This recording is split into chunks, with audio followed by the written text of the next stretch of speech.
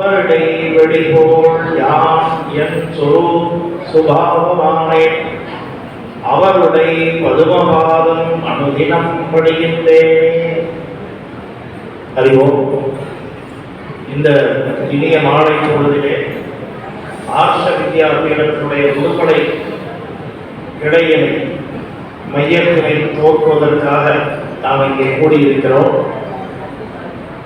மேடையை அமர்ந்திருக்கக்கூடிய அனைத்து மூத்த துறவியல் பெருமக்கள் அத்தனை பேரையும் வணங்கி மகிழ்கிறோம். இங்கே 4 ஆசிரமங்களை சேர்ந்தவங்களும் இருக்கிறாங்க. கொஞ்சம் வயசு பசங்க இருக்காங்களா இல்லையா? இருக்காங்க. பிரம்மச்சாரிகள், அப்புறம் கிரகஸ்தர்கள் நிறையவே இருக்கிறாங்க.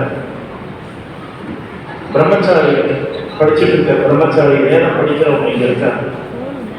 ரிட்டையர்டான வானப்பிரஸ்திகளும் இருக்கிறாங்க, சன்னியாசிகளும் இருக்கிறாங்க. இதுதான் ஒரு ஒருங்கிணைந்த சனாதன தர்மத்தினுடைய வெளிப்பாடு. வேதத்தை அடிப்படையாக கொண்ட மதம் சனாதன வைதிக தர்மம். இந்த சனாதன வைதிக தர்மம்னு இனி மேடைக்கு மேல சொல்லிக்கிட்டே இருப்போம். சொல்லணுமா வேண்டாமா?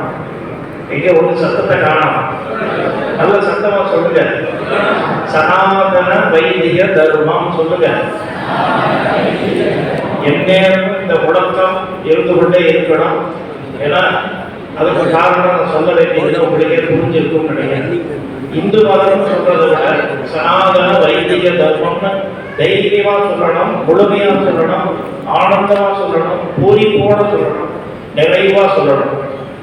அப்படிப்பட்ட இந்த வேத பரம்பரையை தொடர்ந்து வாழையடி வாழையாக பரப்புவதற்காக இந்த ஆர்ஷ வேதம் சம்பந்தமான இந்த கல்வியை, பிரம்ம வித்தியை போதிக்கக்கூடிய இந்த பீடத்தை இன்றைக்கு சன்னியாசி பெருமக்கள் எல்லாம் எழுந்தருளி அலங்கரித்து துவக்கி வைக்கிறார்கள்.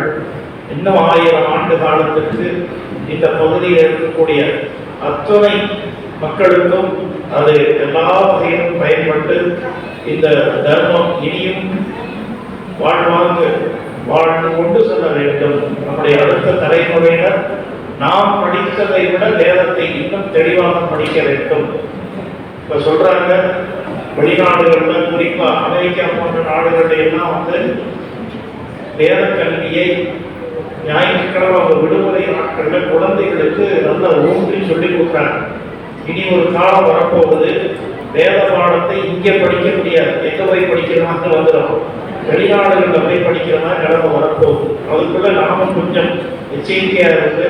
இந்த தர்மத்தை நம்முடைய மண்ணிலேயே காப்பாற்றிக் கொள்ள வேண்டும் என்று சொல்லி இந்த ஆர்ஷ வித்யாபீடத்தை தொடங்கி இருக்கக்கூடிய டாக்டர் தம்பதிகள் வாழ்வாங்கு வாழ வேண்டும் என்று அவர்களை மனப்பூர வாழ்த்தி வணங்கி நிறைவு செய்கிறோம். அறிவோம்.